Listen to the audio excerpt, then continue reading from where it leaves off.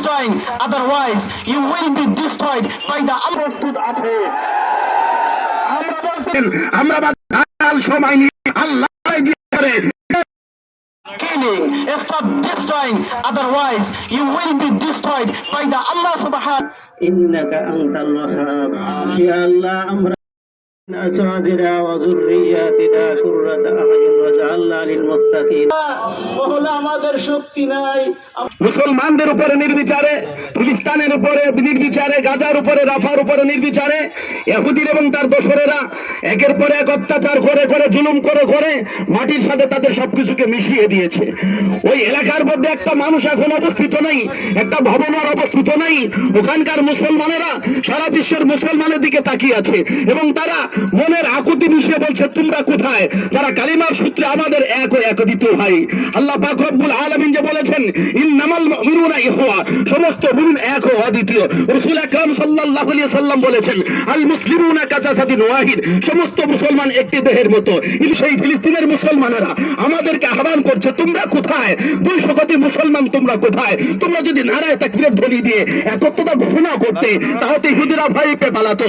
আজকে মুসলমানেরা আশ্চর্যজনকভাবে নীরব অবস্থান বর্জন করতেছে। বিশেষ করে রাষ্ট্রীয় প্রধান যারা, মধ্যপ্রাচ্যের যারা, সৌদি আরবের যারা, তারা নীরব হয়ে আছে, বিলাসিতার মধ্যে তারা নিমজ্জিত রয়েছে।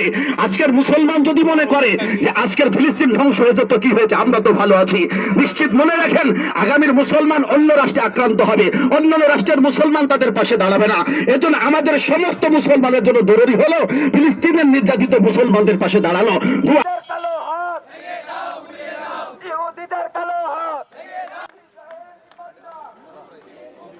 ইহুদিদের কালো হাত ভেঙে দাও, গুড়িয়ে দাও। ফিলিস্তিন স্বাধীন করো। দুনিয়ার মুসলিম শহীদ কেন?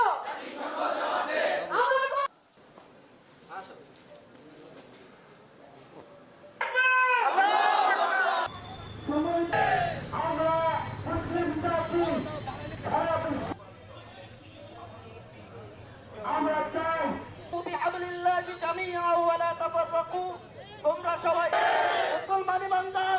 এই জন্য আল্লাহর রাসূল অন্য হাদিসের তারা সৌদি আরব এরকম যত শক্তিদার রাষ্ট্র রয়েছে ইমানদার, আমাদের ইমানি দায়িত্ব তাদের বিরুদ্ধে কখনো আমরা বেশি বেশি আল্লাহর কাছে দোয়া করব।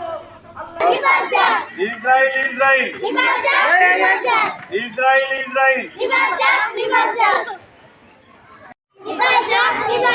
Israel Israel